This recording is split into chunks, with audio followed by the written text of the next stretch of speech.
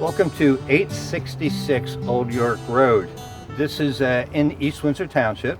The other two houses in today's visual house tour are in the borough of Hightstown. After the proprietors, this land was first owned by a Philadelphia merchant by the name of John Shields. Like many large landowners of these colonial times and pre-Revolutionary War times, Shields never lived here, not even close to here. He rented the land out to tenants and received rent from the tenant farmers as the proprietors had done before him. Shields died in 1790 and the land was divided up.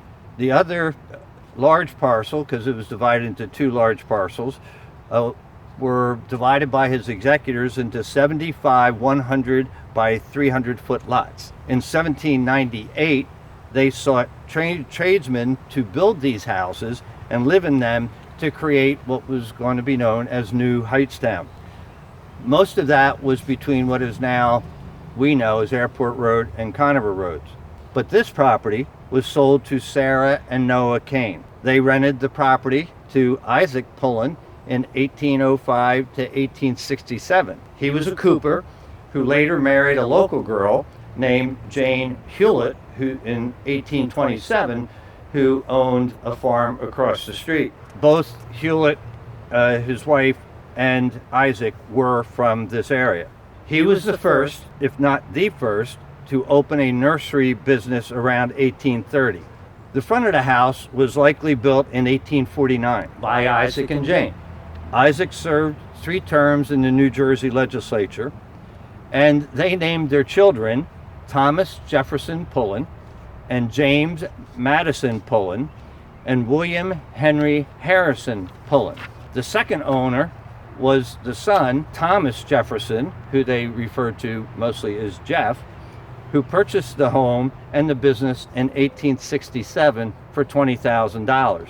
He ran a grocery store in town and actually leased the farm that was here to Charles Black. Charles had married Mary Pullen, also a family that had lived here for a number of years, and they purchased the house at a sheriff's sale in 1878 for $8,000.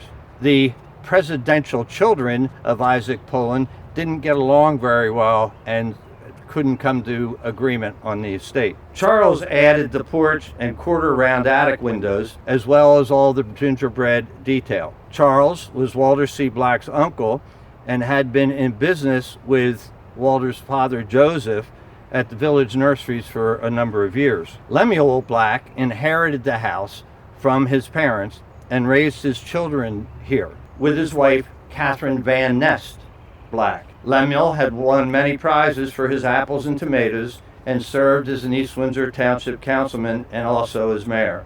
One of their children, Russell Van Nest Black, he graduated from Cornell in 1916 and as stated was a planner, a landscape architect, and a civil engineer.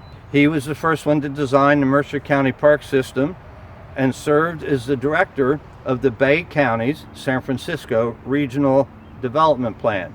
Anna Conover purchased the property in 1957, and then it was passed to the Conover Properties, but they, during the recession of 1973 to 1975, went bankrupt. Thomas and Cynthia Malsbury bought the house in 1977 at yet another sheriff's sale. They did a lot of renovation, including adding the greenhouse addition on the south side of the house. Bill and Sandy Kendall are the current owners since 1986. They too have greatly improved the buildings and grounds and have maintained it perfectly, as you can tell. The house is considered to be Greek Revival, and prior to the Civil War, this property also had 2 additional dwellings on it. This is probably one of the best maintained properties in this area of East Windsor, and certainly the Kendalls have done a great job in maintaining the integrity of the structure.